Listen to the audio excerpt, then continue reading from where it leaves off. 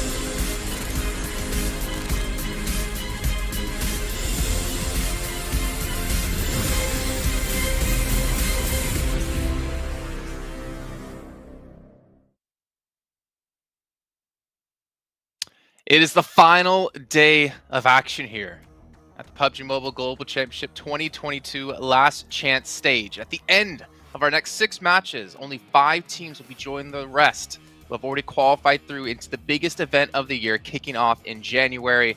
And it's going to be a lot of money on the line, a lot of pride on the line, and of course, the title of being the #1 team in the world.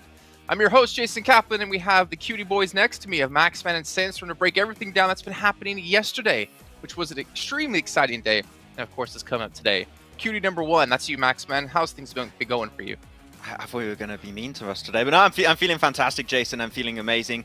And, you know, good day yesterday. I would also have to say unexpected day yesterday because the teams that are at the top, I did not expect to be at the top. Like, all the favorites, a lot of the favorites are still in the middle, some are even at the bottom. So, I mean, who knows who's going to be the top 5? I have no clue. It's going to be up in the air. It really is. It really is going to be up in the air, and especially with the, I don't know, I guess there's a lot of pressure on the last teams currently representing their regions going into the tournament as well. So looking towards Enigma Galaxy, the last Arabian, the Titan as well, the last African representative, Damwon Kia, the last Korean representative or South Korean representative. So a lot of pressure on these teams and only 6 chances to prove themselves now. Yeah, 6 chances, and that's pretty much happening with what, or it's a culmination of what happened yesterday in the positions they set themselves in. But you know what? You at home, they need your support. The fan vote is going to be ending today in just a few hours of time, so make sure you're watching within the Esports Center and use those tokens to vote for your favorite teams. I believe S2G was still #1 last time I checked. We might have a change happening over the course of today. Maybe D or S Max can get on the board. I think there's a chance for them. I put my vote in. No, I'm not going to lie, I put it in for Game Lord because, you know what, got to give a little bit of hope to my home team eventually, right? But yeah, it was now they're your home team. When they're doing all right, hey, I always hope, okay, but my expectations were a little bit all over the place, okay? But I am Team Narvalo today. Well, you know where my fan vote went, Maxman? Who? Tell me. I went over to Sony Xperia because the Sony Xperia 1.4 Xperia stream is made in collaboration with professional esports players, and you can play PUBG Mobile in 90 Hz with Xperia Stream's total cooling system and multiple ports for intensive gaming and streaming. That's where my vote goes. Sandstorm, where did your vote go? My vote went for Maxman because he's an amazing analyst and he's dressed very nice today. I'm here to counteract some of Jason today. Yeah, a really cool transition John, can we get one of them in here for Sandstorm? Also, a big shout out here to Pullman Kuala Lumpur Bangstar Hotel, where our world is your playground, while the players are getting to stay at and getting to chill and relax at. And by chill and relax, I mean none of that, because they're sitting there intensely reviewing all the VODs from yesterday and trying to prepare for what's on the line today. One way they can do that by preparing is with Prime Gaming. You can get some exclusive in-game free PUBG Mobile items, some premium content, of course, the other benefits with Prime Gaming as well. But as we move forward here, Max, I'm a little bit worried for some of these teams, to be perfectly honest. I know they say this quite a lot, but for me is the fact they don't have any of the Maserati skins just yet, which is going to be available till the 31st of December here, which you can get while playing in-game. I don't know. I mean, that's pretty sweet car. It looks pretty damn good. And you know what? If anything, it's almost guaranteed to make you top 5 here. I was told officially that if you do have the Maserati skin in-game, you'll get official extra style points, okay, added to the mix. Ooh. So I want to see if you can get some extra style points on board. But yeah, and as we know, style points is the tiebreaker between teams after chicken dinners, placing points, eliminations, how big your roster is, who's the tallest team, who can eat the most pierogies, stuff like that. But you guys at home should be following us over on social media, all the official PUBG Mobile esports channels. But here we go. These are the teams that have been participating. If you missed out on yesterday, well, you missed out, honestly, on a crazy day of action with a lot of unexpected twists and turns. But here, we can see a couple of teams. I mean, this is maybe the highest we'll see some of the teams. Like LGD, for instance, in the second place here. Not looking too hot when it comes to the overall leaderboards. It's super interesting, really. I think that Sandstorm, as I already said earlier, I think that this first day came very unexpectedly for a lot of the teams that are currently at the top. Like, we'll look at the leaderboards later on, but DRS have been able to absolutely dominate in yesterday's matches and are just looking hyper aggressive, and it's been paying off so well. And well, Navallo, he's just a team on his own. He just keeps on surviving. It's insane. He really does, yeah. I mean, look, in the first game yesterday, he managed to get 6th with 3 eliminations for his team. And again, he managed to repeat the performance in game 4, managing to secure 3rd with 13 eliminations. He had, I think, 4 or 5 for himself in that one game. So consistently, we're seeing him being the last person alive for his team. And the fact that he's securing 10 points, I'm pretty sure that there's more that he's going to be able to get today. But a very good performance and a very good start for them on day 1. Well, we have to clarify as well, those are points they've gotten as the only player remaining for their team. So pretty much Navarro got a 5th of their points in total by himself alone, which is obviously insane by itself. But as we look forward into our top 4 smoke users, kind of makes sense. I mean, Maxman, we've seen like walls of smokes, we've seen them utilized in so many different ways. Yesterday in particular, I feel like we could even see the map at some points because of the amount of smokes we had down. But IHC, 96 is ridiculous. I think that what IHC have done really well throughout all of this tournament so far is that they're really good at using smokes to wall off fights. Like, for example, if a team's on 2 of their sides, they're going to just smoke off one of their sides, make sure that one team cannot spray them down anymore, and then they're just going to put 100% focus on the team that's on the other side where the smoke are not going to hide their vision. And I think that's what they did extremely well on this first game, where they were pushing, I think it was on bacon time, and also negating visibility bomb Alpha 7 on the side. It just enabled them to make in a second place, but then the DBS, off squash happens, and I don't know what you're supposed to do against that, but not much. Well, I mean, it's obvious, apparently. right, Sandstorm?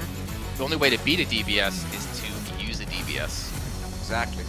If you can't beat him, join him. And that's what the server has been doing so far. After seeing so many fights being decided by that DBS, like we've seen yesterday in the first game, Inko versus LGD, just outside of match, and LGD didn't know what hit him at that point. And I think just every single team started to pick it up bit by bit. And I love seeing those close quarter fights with the DBS. You think you have an Uzi? You think you're going to win? No, just get one pump and that's it. You're done. You're dead. So let's see if we're going to be seeing the same impact from that again on today's games, or our team's going to be bringing something special. It's insane how the DBS... Okay, this was a weird one. I would love to know what was the shot call of that player. Like, let's just send us a 3-cart in a compound with no smokes and just get sprayed down by Mao Mao from LGD. That was... Hopefully we're not going to see that again, but it was also pretty damn funny, and Titan, of course, did not lose that game. But the thing is, the DBS is also being used at mid to almost long range from time to time. Like, it is go really fast, so even at mid range, you're not safe. Yeah, there you go. There, right there. Perfect example. I mean, you mentioned Titan, Maxman. Really interesting to see as well. Like, if they end up qualifying somehow, because they're currently, as you can see, in 5th place, that 6th match of yesterday, I think, is going to be the real page turner, the one that everyone's going to look back on, because Axer, unfortunately, couldn't play that last match. It was 3-person team for Titan, and they ended up winning things and catapulting themselves into 5th place. That in itself is a great story, and hopefully Axer today is going to be able to help continue to build that momentum with this team. But DRS, Alpha 7, IHC, Inko, and Titan, all are top 5 at the moment. But Maxman, Bigatron, 6th place. It's possible. It's still there. The hope is there. The hope is that, like, literally, if BTR qualify, I'm going to lose it. I will be so hyped to see them in the Grand Finals LAN event in Jakarta. It doesn't get any better than that. It will be the best PMGC and the best PMGC Grand Finals, Jason. It's peak fiction. Sandstorm, Maxman did say off air yesterday when we were done with the show that if BTR qualify for Jakarta, not my eyebrows. He is shaving his eyebrows. Ah, okay. Oh, wow. You know what? Now I really want to qualify and go like straight up into 1st place. Looking right now at DRS and Inco, these two teams, I'm just going to brush right past that. DRS and Inco have been absolutely sensational. DRS for sure. Yesterday, by the way, was the best performance that we have seen from DRS in the PMGC. 81 total points, 32 eliminations. Not once have they been eliminated in the bottom parts of the leaderboard. Every single time they've been in the top 7, with 4 of those games in the top 4. They're doing exceptionally well and not what I expected compared to the performance that we've seen before. So definitely going to be on the lookout for them in these games. Yeah, and I think, Max, like if we look at DRS, I mean, obviously we see them around for multiple years in a row. I didn't really have them this high on my radar or this high on my rankings when I look at the rest of the teams they're competing against. But I am pleasantly surprised, but I do worry going into today. Can they replicate that performance? Yes, they built up a 30-point lead between 1st and 5th place. But I'm not sure if they can do this back-to-back 2 days in a row. I would have to agree. If you're looking back at DRS and how they played in the group stage, I think that DRS is like, no, middle of the pack. I didn't expect them to qualify in top 5. But this new DRS 2.0, is playing hyper passive, but the moment that they flip that switch, they just go in super aggressive mode, start clearing zone after zone after zone and taking as much space in the circle as they possibly can. It is a team that can now convert chicken dinners. I mean, we saw it yesterday in that, what was that, game number 4, 10 eliminations and a chicken dinner, followed up with a 4th place, a 3rd place. On game 2, they got a 2nd place. They just keep getting these top 5 finishes. And when you have such a short tournament, only 2 days of play, that might just be enough to remain in that top 5. Well, let's actually take a look at your teams to watch. Maybe either one of you do have DRS actually in there. Oh, okay. Well, Max, man, I'm glad I threw it to you to talk to about him. I didn't even know you had him as a team to watch, so we know exactly why you're going with them. Game Lord, I'm kind of guessing because you're French. Exactly. They're French. And then Bigatron because you don't want to lose your eyebrows. Also, then, I don't have to speak for the segment. I don't think so. Sandstorm, why? Several reasons. Besiktas, they managed to get themselves a chicken dinner yesterday, but 4 of their 6 games were in the bottom 4. So that chicken dinner did give you a chance to keep fighting and stay alive in this tournament. But other than that, it's going to be very difficult for them for the rest of the games. HVVP, we've seen them come back again. Chicken dinner, huge improvement on their performance. But which HVVP are we going to be seeing? The one that drops north side of George, gets a decent amount of points, like we've seen in days 1, 2, and 3 of the group stage, or are we going to be seeing the one where they drop on the west side of Melee Base and just completely get no points whatsoever? And Inco, need I say more? I don't know what to say about these guys. I said they weren't going to get into top 5. They already are. I believe they're going to make it, and I'm just going to leave it there. To talk well, about Max, let's go for it. Sandstorm did say that if Inco do qualify in top 5, he's going to shave his eyebrows. So I like this. This is good. I like this change of pace. We'll do that. 100%. I was complimenting you like 2 minutes ago. You should be on my side, Max. What happened? There is no sides here on the desk. It's everyone for themselves. No. Max, what were you going to say about HVVP? So I want to touch on HVVP because I was able to look back through the VODs a little bit yesterday and through the map feed. And I really think that the main issue I pointed out yesterday is really coming into be the main issue for them, which is they are just a little bit too slow on the rotations. Like a lot of the teams that play Edge are just so quick. They really are. They see the circle, boom, everyone almost instantly in their cars, playing Edge circle. HVVP, especially if they go for secondary drops, they're just a little bit slower to get in the flow of things, and they just get gate kept so often. I think they had 3-4 games in a row yesterday where they just get gate kept, and they just could not get in any strong position. I think if they just speed things up a little bit, they'll be there, because technically the entry points are good, just a bit slow. So if they speed things up, I think we can see the new HVVP we wanted to see here. Okay. Well, you know what? I mean, hopefully they've been able to realize that as well and have been able to figure some things out to improve here in that second day. It wouldn't be a PMGC in my eyes without HVVP there. There's also a couple of other teams. I mean, Sandstorm, we've got Vampire Esports in 15th place. Didn't expect that to happen considering what we've seen from them in the past. Nigma Galaxy in 13th place, Besiktas in 12th place, LGD in 11th, and even Reject Damwon 10th and 9th respectively. There's a lot of these big name teams and big players that we've seen just over the course of this event alone that just haven't been able to perform in that first day. I mean, sometimes it can come down to there's a lot of pressure on the teams. It can come down to not having the international experience in these tournaments, and it can also come down to the fact that we have the best teams in the world, and there's bound to be some teams that are not going to be able to perform on that level. But sometimes we do get surprised with, for example, like you mentioned, LGD. They had a strong start in the group red, and then not being able to make it into the grand finals, struggled a little bit, but they performed very well in the survival stage, which is kind of what baffles me a little bit. Is this the group green effect? Whenever they're like teams from group green or their LGD just can't do anything? Well, I'm not going to answer that question, but you know what? Maybe our casters can answer that question, or just let the gameplay alone answer it, because we're going to be heading over to our commentators to kick off our first match here of the day, our one of 6 remaining matches here in our last chance stage. So John Allen and Blink, take it away. We are over the midway hump and we are going downhill, and we will not be stopping. There are no brakes on this train, Blank. We're inexorably drawing to a close here in the last chance stages, and all of these teams, they're trying to hang on for dear life. They are 100%. I mean, there's not many places you can hang on. Some of these teams are on the outside of the train as well, so it's getting real windy out there, and there's a tunnel coming up, so they got to duck their heads, make sure that they can make their way through these last 6 matches. There is some teams that I worry about massively. I'm looking it down towards the bottom of the leaderboard. Vampire Esports, 25 points, Bacon Time. The 2 Thai teams joining one another arm in arm in the bottom of the leaderboard itself. I do think that a comeback can still be made, but it will be very difficult to make happen. LGD, on the other hand, known for that type of bounce-back nature. They're very elastic, very trampoline-like. We'll see if they can hit those numbers today and get themselves up towards that top 5, because yesterday there were some things that just weren't working out for them. But heading over to our angle, our first match of the day, and it will be all concluding in 5 more matches after this. Oh, it is all to play for. The same set. With Axa back in for the Titans as well, they'll be playing at 4 players strong, which is good news coming off of their chicken dinner yesterday, which saw them up and into 5th place at the end of the day, just about pipping out Bigitron on a tiebreaker, with, of course, that chicken dinner being the deciding factor. So it is still very, very close towards the top of those tables. And very, very hotly contested by quite a lot of teams. As you were saying before, Vampire Esports and Bacon Time, they will need that step up. But we've seen them seen it from them before that they can have that sort of gumption, and they have had those pop-off days. Looking at this playing path, it's very awkward, honestly. Down towards this south side doesn't give a lot of people the opportunity to get up towards the northern edge of the map. VPE is going to drop out towards Primorsk. It's going to be difficult for HVVP to get up towards North George. They're going to go to their secondary drop down towards Sosnovka. Now, yesterday, we saw they had a much bigger improvement when they were able to get into those circles early on. This might not afford them that same kind of chance, but a lot of times when they're playing on the northwestern edge anyway, it is a long haul down towards the eastern side of the map where we've seen a lot of these circles drop.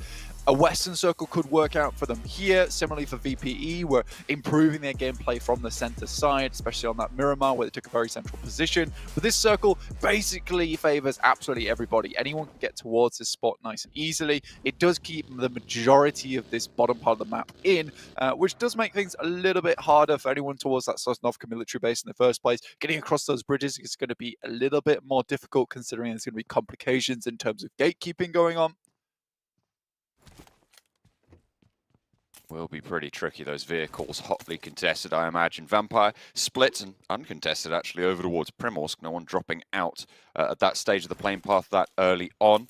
They will not have any contest for that spot on the tables. Of course, if you want to be getting on board with Captain Messi, he is joining the PUBG Mobile Battlefield. Stand out on the battleground with the Messi football icon set. Grab them in PUBG Mobile now. 100% worth it as well. Looks very cool. Flavor's 100% rocking it over on the interviews. He looks very, very cool as well. I'm jealous. I'm 100%. I wish I was wearing that today. It would give me the comfort, the ability to take this all the way to the end. In the meantime, Besiktas going against Inco at the moment. Squash will try and run down one of the players and is successful with it. Looks for one more. Enjoy quite low. Let's get away.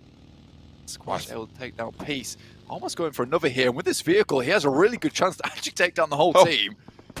It's like Zessi does manage to pop the reload there. I knew that these vehicles were going to be contested. I didn't realize it would be full squads contesting for a couple of these vehicles. Looks like that backup did come through. Inco lose one. I think Besiktas also losing one. They will be able to res there as well. So both of these teams fully disengaging from this area and figuring out where they're going to want to go further forwards, because they both now have 3 players alive. Inco, 4th place on the tables. 12th place is Besiktas. Yeah, Inco's still at risk at the moment, considering their recent performances, which is a case of 2 games has made up the majority of these 54 points.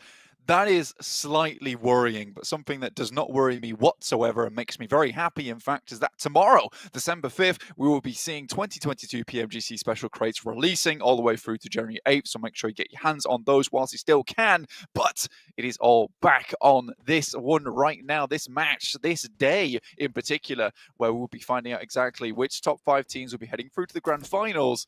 Honestly, it is getting a little bit scary as we're seeing we have much more info to go off from yesterday. And again, like I was saying with Inco, 2 matches make up the vast share of those 54 points they have.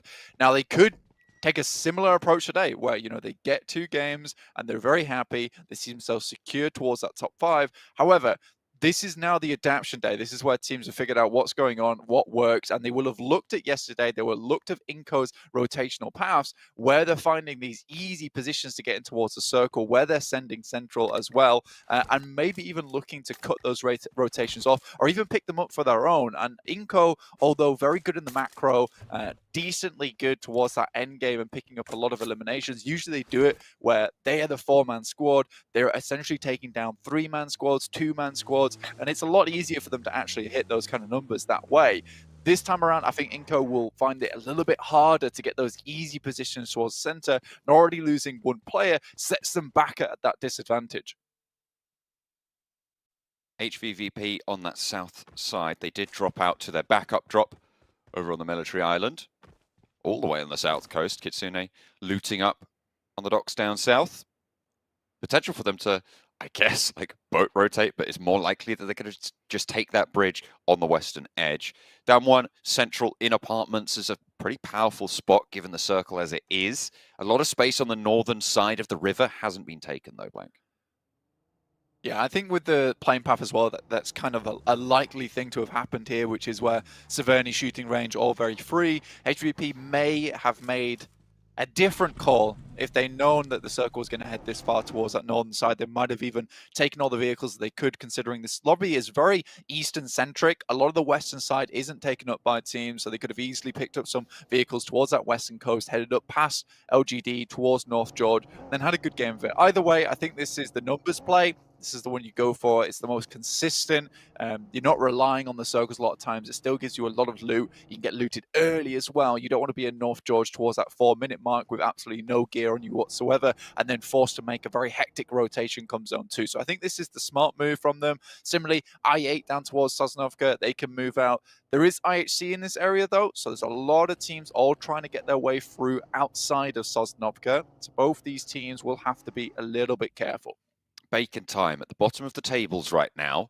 Get central fairly early.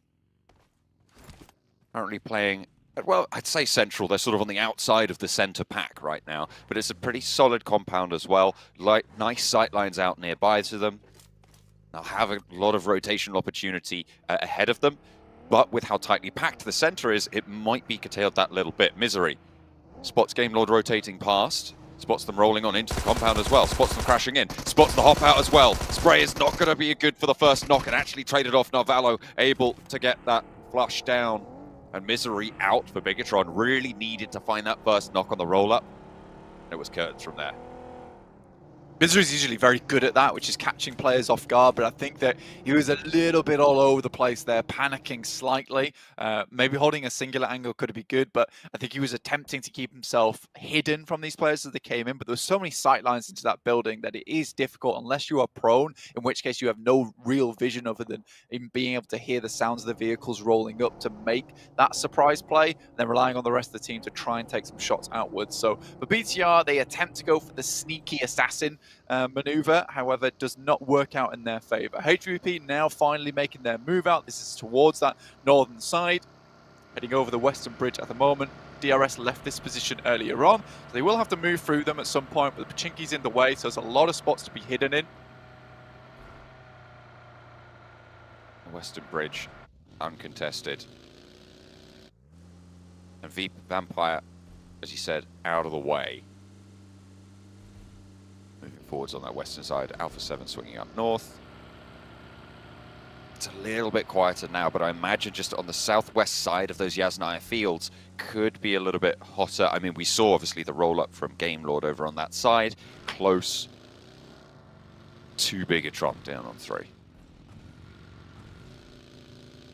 Bigatron obviously losing a couple of players, not ideal, but again, this is why most teams will shift really central early on.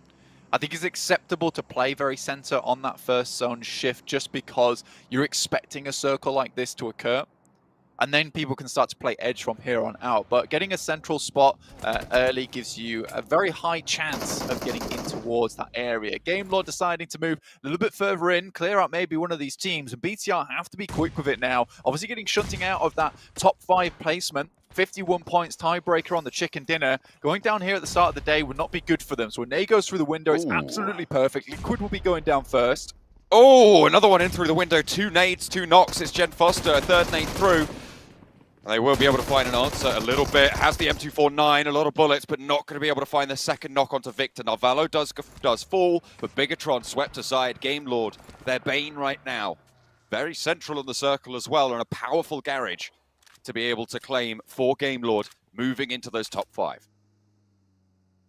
Exactly, John. That pushes them up past Titans nicely with 53 points, just behind Inco at the moment by 2 points overall. That's a 4th place finish. So Game Lord doing a very good job so far. Yes, a lot of these points have been kind of almost saved by Narvalo, able to get a few eliminations here and there on board, which does pump up that totals a little bit. We saw that you got 10 points yesterday. Either way, if you look at that, a 10-point margin underneath them at the start of the day would have sat them in 39 points, would have been in 11th place, with 10th place at the moment. So you're a bit worried about that type of thing. I think that for Game Lord, they're happy that Narvalo was able to get as far as he did, but these 4 eliminations and a good first take on the circle gives them a lot more loot in terms of being able to grab the supplies that BTR dropped off the loot crates, and then also have this position to play around with. Bacon Time are starting to roll up on that top side. No real compound for them though, so Game Lord still have this really strong compound towards the center of the circle with high ground to play around with. There's walls around here too, which makes the crash a little bit more uncomfortable. I think maybe BTR just had to be a little bit quicker with those nades, and for Game Lord getting up like that with barely any smokes and then just nading through the window, that shouldn't really happen as often as it did, and I think they were feeling maybe a little bit afraid after Misery did go down how quickly as he did. HVVP now have swung all the way up to that northern side. They were playing on the north edge of the river. LGD were in this position, but the rotation paths from here, they'll be much more familiar with Blank. Obviously, normally going in from North George, so potentially a little bit stronger. IHC, south side, and going to be corralling on at that edge. They are south of the Yasnaya fields, close by to Titan, who have moved a little bit off of Potato Hill now as the circle comes to a crunch. Aegon XI8 pushing in from that south side will be behind Titan and DRS to their side. That is a nasty shift, Blank. It's hard north, but it keeps a lot of both sides of the river in, and they're going to be difficult choices to be made in the future. I think for A7, this is really, really nice for them. I think the fact that they were all the way on this northeastern side, they were looking like they weren't going to be able to find a way in towards this circle. Setting us up a little bit further towards Rozhok, and then even goes further north on that side, gives Alpha 7 an excellent opportunity to pump those scores up and really secure their position towards that top 5 and head through towards the PMGC. It's been very rare that we've not seen Alpha 7 go through to PMGC, but already, I think that's 2 knocks either side, but with Reject in the back as well, this could be horrendous stuff. Oh, a second knock for Mythic over onto Meku, and 2 players are down. It's all on Tixie to hold the front here. Rejector coming through, as you say, a third party. Matic and Tixie now for the squad. Carrillo on the corner will find the nades in his way. Tixie gets one back as well, and a lovely little shot through the window. Needs to hold for a second, but a third player from HVVP falls down. It's Matic rolling up, the seat swap's there, and they're out. Both Alpha 7 and HVVP try and crash the same compound, Blank. And it goes to hell for HVVP. Reject move in and look for the third party as well. It's just that speed that is on the side of A7. They were further towards that northeast. They could get inside that compound early. Both teams had the same idea, and you can't fault them for it. It's a really strong compound over towards that Yaz Bridge crossing. So if this headed further towards that western side, this would be providing anyone that picks it up now a huge opportunity to gatekeep a lot of teams. Inco heads towards the bridge with 3 players. They're going to hold down there for the time being. Reject hope to get in on that fight. Either way, for HVP, it's just a little bit too slow, and I think that when you're trying to crash a compound like that, you have to be really, really quick, very dominant. For Alpha 7, it was less of a problem for them because it's a very long rotate for some of these teams to head over Yasnaya, past the lake, round the side, and they have a huge amount of sightlines to see that one happening. For HVP, they have to be a little bit more aware, which is why they leave Kitsune in the back. Either way, good job to Alpha 7. Very, very good team fight coming through from them to pick up the compound and get those angles over towards the guys from HVP as they crashed. Now, they can start to really get some more points and get a cracking game on board with 78 points already accrued. They might look to overtake DRS on this game. I don't know if it's possible, but I would love to see a replay of the start of that fight, because there were 2 knocks that we didn't see, and the timing was very, very close to both of those teams hitting the compound. Alpha 7 did get there first, just a little bit, but I would love to have seen right at the start when those knocks started to come through. Titan on the north side of the lake now might try and move into the area, and Alpha 7 trying to fend them off on the north edge. Like we said before, this is a very difficult cross down towards Alpha 7's position. A lot of open ground here over towards this pizza wedge, essentially over towards that western side.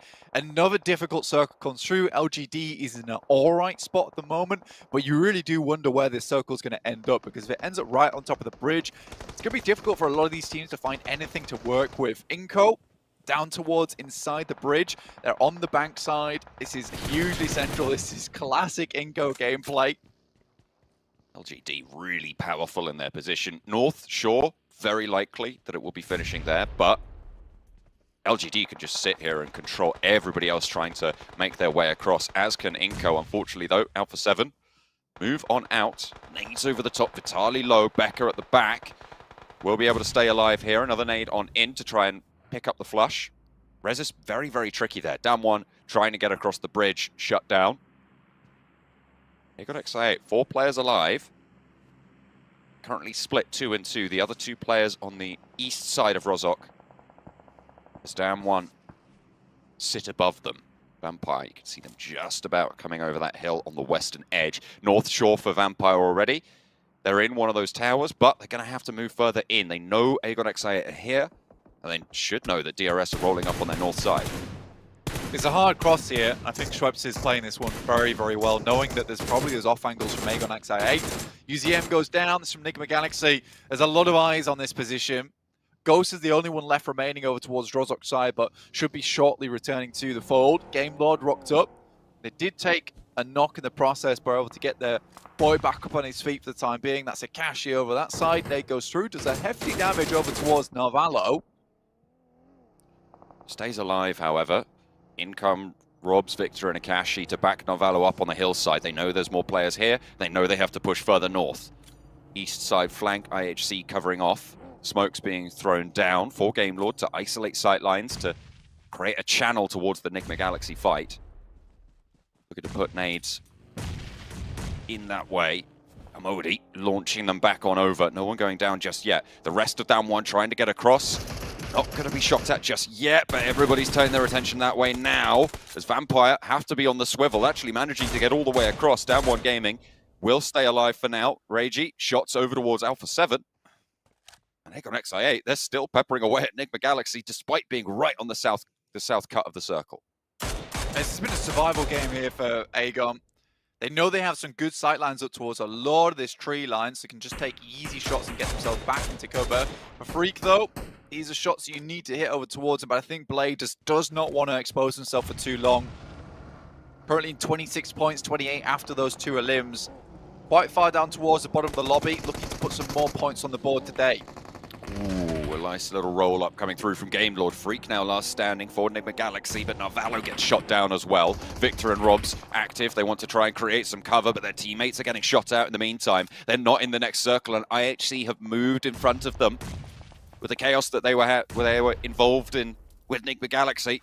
Godless on the side swipe on the off angle, and their teammates will fall. 2 players now left standing for Game Lord on the south side, and a tricky rotation ahead of them. Likely they're going to have to move north of the river, and IHC have got the shots. They split 1-on-1 in the vehicles. The reload's there, and the back player actually going to be able to get to the coastline. Unlikely to get across, but still somehow squeaking it through. Forward position will be taken away from them, however, and it's just Victor left. Inside the water himself. Chunksy did go down to a shot coming through from Besiktas all the way on that eastern side. They'll have to move further in. Inco, once again, find themselves a very troublesome spot, but a spot that they have lived in.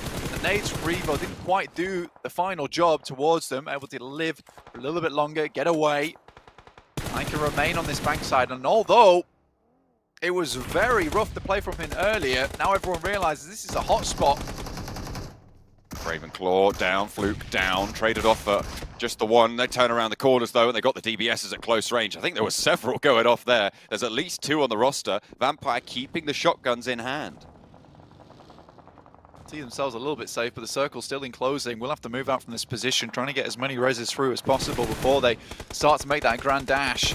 Becker just taking shots. Inco already up to 3 eliminations so far from the waters below. The Sharks looking for a little bit more to chew. Vehicle goes up, so can't sit in that anymore. Nade over the top from Squash as he launches up. Off the bank side. Done 1.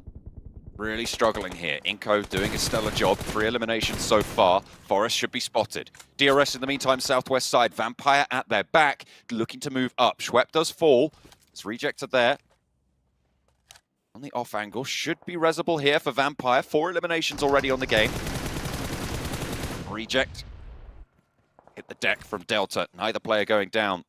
That's going to draw some ammo, draw some sightlines away from Vampire on their approach on the southwest side, but the blue zone moving in. Shots from Ravenclaw as they crest the ridge. The backline not safe. Rules repositioning. Ravenclaw cannot risk this peak. Go for the spray that he wants to find, but the nade over the top could be on the money. It's the only one he's got in the pocket. Looks like it's on target, maybe a little bit short there. Will fall just in front of the rock that Delta hides behind. Schwepp swings out wide. Yanti shots over to reject. They are caught in a trap right now, and DRS need to stay strong. They have to push for a lot of teams at the moment. I mean, VPE is not making this easy, and they're remaining outside of sightlines from the guys of reject. So for DRS, they just have to push for this team in front. Enigma Galaxy do go down. Besiktas still going pretty strong on that eastern side. DRS slowly being pulled apart here by the nades. Reject, Divine sending stuff over. Killer now steps up, takes down Schweppes, leaving VPE at 3 for the time being, but 6 eliminations already found, looking for a bigger game. Inco currently dominating from the bankside. Killer last standing now for DRS. They would know pretty much where that position is going to be, but Killer finds another one. Oh, he's drifted over. He didn't get it. Okay, fair enough. I didn't realize the rear axle was only a 90% HP hit, but either way, Vampire take the knock back over to Stone. I think he got the smoke out, has that cover to play around, but Godless threads the needle nonetheless, and IHC pick up the elimination. Vampire, they had a good fight there, but it just came crashing down right at the end with that cheeky little knock from Killer. The double knock, in fact, as well, on the rollout. Stayed hidden for quite a while. Now Vampire down at 1 active, pretty split. Next circle finally takes us to the North Shore fully. Maybe A7 can start to capitalize off the back of this. Titans also currently a 4-man squad. Did take down one of the players coming through from Alpha 7 who was trying to control the river itself in Revo. Very slowly but surely made their way into position. I like that play from Titans. Took it carefully in the meantime. Bacon time in the water. Inco still dominating from this side. It was one of those pushes where it's like, this might not work out for us for the first 10 minutes, but trust me, lads, we will get some points from this position if we just maintain our lives. At some point, this is going to become hugely contested, and people would just be sending themselves in 3 points for us in the vehicles. Ravenclaw looks to join the players near the rivers. Hasn't committed to it just yet, actually, just finding a spot right near the edge of the circle right now. So for Vampire, they have 8 eliminations, so placement points that they can rack up now as there's a lot of ragtag teams in the river. If they can just stay alive and not get caught up in it, they can ladder up easily 6 to 7 team places here. Teague taking shots. This guy really performed very well through the group stage. A little bit of a slower performance going through on the survival stage, but has made it in. Still had some really big moments. Seems like he's still being that front man for the squad. Though 6 has really caught my eye recently as this backstop member. He's able to get some very interesting little angles, some peaks that's coming through. He opened up the fight here over towards Alpha 7, allowing them to get into a position on the circle. And Titans haven't pushed their luck, actually. They didn't go for the full-on crash over towards Alpha 7. They just found a compound they can play from and decided this is better for them to just stay up as 4 rather than risking the full-on fight, knowing that with this circle, with the bank in play, although it's very risky and horribly dangerous, this type of terrain, they're more than likely going to live for a long while just sticking as 4 as opposed to going for a full-on brawl. Victor trying to survive for as long as possible. Osal in the buggy will be able to bandage up, get a little bit of healing done. Staying alive for now. That south side, you can see just all of the teams who went to the river as a last chance. LGD finally having to leave their stronghold. Besiktas ready and waiting to receive. They won't find a knock just yet. 2 players active, YZ and Suki. Suki already on the high ground. Is still in the next circle and playing around that bridge. Besiktas, though, they know where that is. The nade over the top from Zessi finds the high ground knock, and LGD join the teams in the river crawl. Vampire just picking up more and more points here. I mean, Ravenclaw is in such a powerful position. Yeah, even as a solo from this spot on the side, doesn't have to take many fights coming through from Reject, but what he can do is certainly pick up some good points down towards the river. Might not get a huge amount of placement points here, but any team that he can remove is good news for him. Still has cover from the rock, but Besiktas will have clean lines of sight to this direction as soon as they step up, but they're more than likely going to commit to just going north of the river. On this next circle, they have 30 seconds to play. The question is, what will they do with the position they've been given? Zessi actually looks for a swim across. Ravenclaw steps up for more. Spots the 2 players there, but it's just ducking back behind, and yeah, there we go, Besiktas. As soon as he takes those shots, they go down. And it's 10th place for Vampire, which is really unfortunate. Luckily, 9 eliminations on the cards. We'll jump them up a little bit on the tables, but they could have got so much more. There's 9 teams still remaining, and I'm very, very certain that it's going to be much fewer than that. Not very long. And with a lot of the teams already have a fair few points towards the top of the lobby, feeling very healthy. Over the Game Lord currently, I believe that is Narvalo in the water himself. No, it's Victor this time around putting in the shift. Okay, Game Lord's going to live for a little bit longer. They're the solo team apparently, and this is good news for them. 6 eliminations, get maybe further into top in terms of placement points. Inco already, clocking in at 9. They get the majority of the work done towards that first hour of work, and then they just kick their feet up and then rest for the rest of the day until they need to do something else, or at least the manager asks them to go do something. So for them, they're getting their big game in, securing themselves towards the top of the lobby nice and early on, give themselves that buffer. It's a very relaxed little last chance here for Inco, I'll be honest. This is where Inco can really put the hurt on and sweep up a lot of these points. 8 eliminations already. I imagine they're going to be able to see 3 or 4 more in the next couple of minutes. Shots over towards Alpha 7 as Reiji backs them off the wall. They've been held in this compound for so long. Blank, remember, this is the compound that they fought HVVP for. Both teams wanted to crash it. And the fact that Alpha 7 are alive this deep in a really strong position, it just makes you wonder what HVVP could have done with it as well. Ooh. This could be a big nade, bro. That could be really big, actually. From YZ, it finds Inco. Becca, maybe being dismounted there, is going to look for the res onto Vitali, but another nade to follow. The Cook looks a little bit too short there. YZ lets it go a little bit longer. This one, though, could prove to be a little bit more brutal, but the bounce off the rock, it would have been too long anyway. Another nade in hand, though. Lost in the arsenal. Jump out wide, and YZ actually tucks back into cover. Besiktas are there with nades as well. And Vitali goes down again. Becca, low. Besiktas on the other side of the river. But LGD out of nades now. Vitali flushed. 5 elims now for LGD. Wisely's doing a very good job. I think he's realized that, he's not getting a high placement. What he can do is get a lot of elims here. Squash moves out the water. This is a full-on challenge between him and YZZ. See what you can get done here. Reiji, Raciocio goes down. Squash actually knocked as well. Fortunate. Titan actually taking the shots over towards Reject. Alpha 7 the only team in cover right now. And they have been given this one after their first initial rotation. Away from the river. They'll be able to control all the crossing, and Titan know it. They want this compound. They want to take it back into control. 4 players alive for Titan. The only team at full power. Mafioso struggling to find an opening knock over to the squad. Finally able to thread that needle. And Puncher falls first. 6 on the sidelines as well. Up and into the fray. There's too many angles for him to deal with those. Carrillo unleashes the Groza. Looks for the flush. Over onto Puncher. And the rest of the duo just staying at the back here for Titan. 2 players now alive. Alpha 7 on 3 as everybody from the river finally getting cut down. Inco eliminated. Down 1 down. 4 teams remaining now blank. What a hold there from LGD though. YZZ still going, trying to ruin the chances. Son HP has to drop in towards the water himself. Most likely will get knocked out here, and LGD, with just YZZ himself, owning the bank, taking all the cash from the vault there and putting it in the elimination points bracket. Looks great news for him. 10 eliminations, yeah. LGD will go down there, but 3rd place, 10 eliminations, a 20-point game for LGD.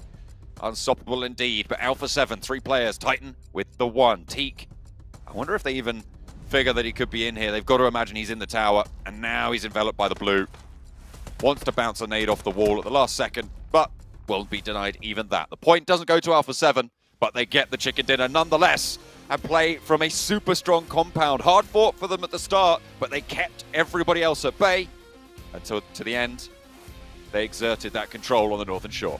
I really like this though, because it completely ties into their interview to what Revo's been talking about, which is a case of towards the beginning of their games of the last chance, they were struggling a little bit getting towards the center of the circle, playing on that northeastern edge a lot of times. They're an edge team just like HVVP. However, they were mentioning that they want to get a little bit more aggressive with their positioning, get into a spot where they can find it, and not have to just think to themselves, right, we might need to scout this position before we go in, make sure it's fully ensured that we can grab it up. So instead, this time around, it's a case of we have to fight HVP for this spot. We're going to send directly in there, and we will just challenge out any other team for this position, because it is the game-winning spot, and HVP and both Alpha 7 understood that it could have gone either way.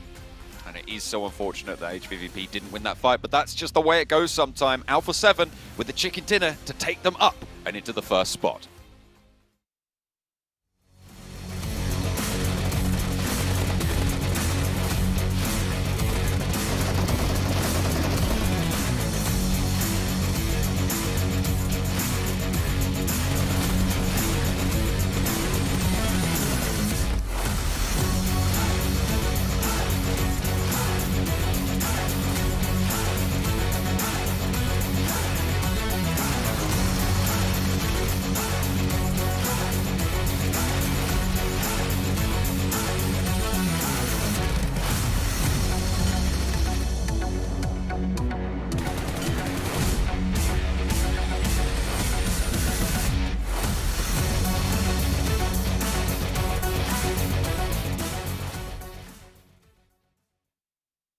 Well, Alpha 7, they came out with the interview saying, if you come near us, we're going to shoot you down. And HVVP, unfortunately, was one of the recipients of this one as they close out the game and get themselves even further into top 5.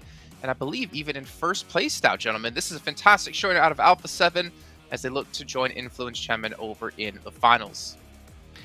Normally in the interviews, I'm not going to lie, we hear them say, oh, if we see you, we're going to like chase you down, we're going to take your compound. I don't typically believe it.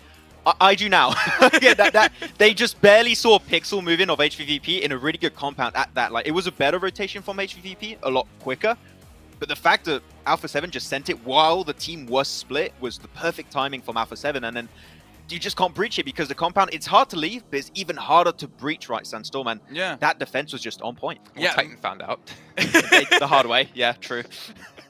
Yeah, they really did. But what we saw from Mythic in that last game, completely wiping out the HVVP lineup. And I asked this before the game, and I'm going to ask it now. Do you think they might have done better if they dropped, or at least close enough to North George, tried to rotate there?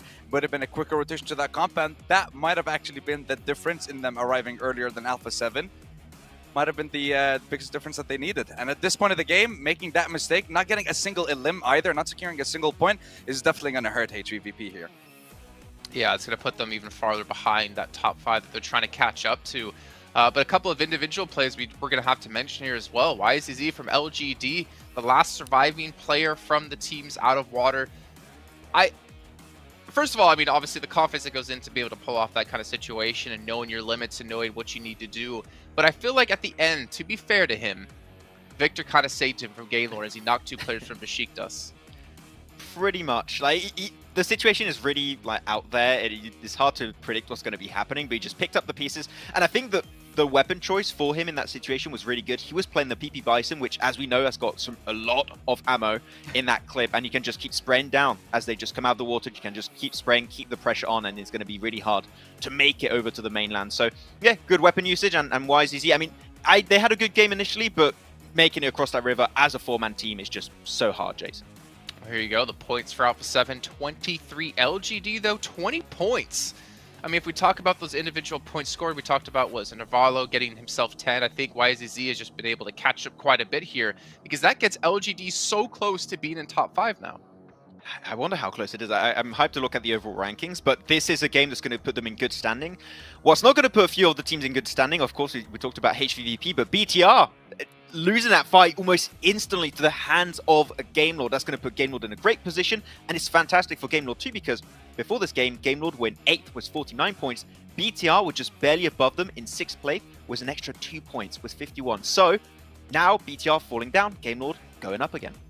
Well, even Titan Sandstorm going up as well because they got themselves a huge chunk of points as they were already in 15th or in 5th place, I should say, at the time. So we see a lot of movement still happening here, and potentially a lot of movement happening when it comes to our fan vote leaderboard. Remember, I said S2G was 1st place yesterday, and they're going to be still 1st place today. However, Okay. Enigma Galaxy getting 5th. Maybe the only way that we're going to see Enigma Galaxy get a top 5 today. How are 4 rivals higher? I don't know how 4 They rivals started are off 5th. higher. Then they were 4th, I think, yesterday, and now they're 3rd. Like, are they going to... Are they coming for Okay. S2G's spot? Is that the question? I mean, we're running out of days. That's it. Today's the last day. We're done. Just 5 more games left. I mean, Enigma's there at least, so yeah, you're happy. Yeah, I mean, Oh, I look, mean, I thought Sensor was going to get a little angry at me for what I said there about the only time we're going to see Enigma Galaxy in top 5. I mean, what am I going to defend here? You give me a reason to defend them. From what I've seen in these games, they don't deserve to get into the top 5. They're just not showing what they're made of. It's not the same performance from last year's BMGC. They were sticking to the heel strat on Sandhawk yesterday as well, so there's not much left to give them at this point. Well, you know what there is left to give from you guys at home? Your thoughts with the viewer survey that's currently happening over in the YouTube chat. You guys can fill it out and give your feedback on the show, feedback on the talent. Maybe you want me next year to bully Maxman even more. Let us know your thoughts, and I'll make that happen the best I possibly can. Or poor Matt, I'm looking at you, and you're like, no. Let's take a look, though, at what's really important, excuse me, today. The overall rankings. Top 5 is what it's all about, and we have seen some movement. Alpha 7 sneaking way into 1st place. We can see Titan Gaming as well has moved up, but Gamelord 2 points behind top 5, and even LGD now just 10 points behind top 5. That's the thing, right? When you have only 12 matches to perform to be in a top 5 position, every single game you could have a completely different ranking for these teams. Top 5 teams remain the exact same, but just the placements are a little bit different. But I've seen HVP slip down a little bit, and down 1-2, like 2 teams that I thought, yeah, they're going to be top 5, should be pretty easy. Struggling a little bit, and Vampire had a good start, but they got gatekept by Reject really hard this game. It's still 19-point difference from that 5th place spot all the way towards 12. So even teams like Besiktas have a chance to bring it back. But again, these teams at the very bottom of the leaderboard, they need to start bringing it early on in the day. So they need to bring it in game 8, game 9, of course, in Miramar and Sandhawk. If they're not able to perform in these 2 games, then the last 3 games of the day, we're just going to be focused on the top 5 teams and maybe up to 8th, who is going to be challenging for those top 5 spots. Okay, well, going into our Miramar here, what about your teams to watch here? Let's start off with you, Sandstorm, since I usually start Maxman. You can see your teams, the Galaxy, Bacon Time, Agon I8. Okay, let's hear it. Well, with Egon IA, these guys, I mean, they showed us something special on the very last day of survival stage, but we're not seeing any of that in today's games. They were very late on their rotation coming up from the military base, and when we saw them going into Zone 2, I believe Zone 3, 2 or 3 of the players had like 3 bandages and no stims. They were running out of meds, so those late rotations are hurting them a lot.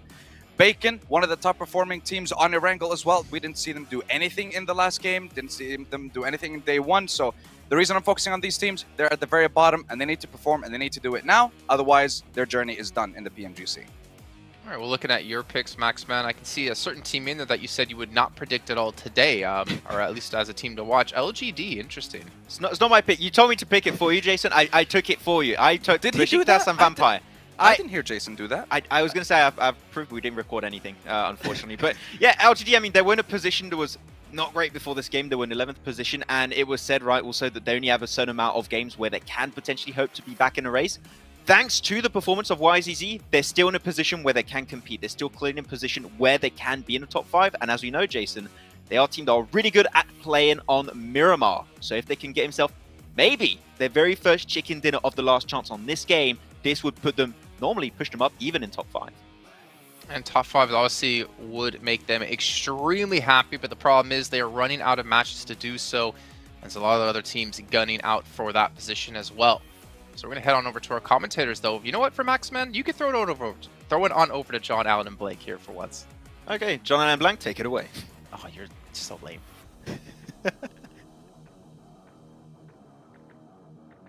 Imagine being so lame that you have to get Maxman to do your throws for you. What is this? What is going on? You know, I particularly liked when he stumbled trying to get Max to throw to us in the first place. Yeah. And then Max was just like, you know, take it, boys. And we did. We took it off his hands. You know, now we'll take the pressure away, and we'll have to sit back here and watch for 30 minutes as some of the best teams of the world are going to get cut out. You know, we're not seeing a lot of these guys going through over to the grand finals. 11 teams will be leaving us now. A lot of these teams are fan favorites too. I don't think there's anyone here in this PMGC stage that no one's cheering for. I think everyone's cheering for these teams. I'm passionate about all these teams as well. There's so many cool and interesting step-ups in terms of performance, in terms of gameplay, so many separate regions. I think this is one of the most inclusive PMGCs we've seen in a long time, with a lot of different regions finding their star power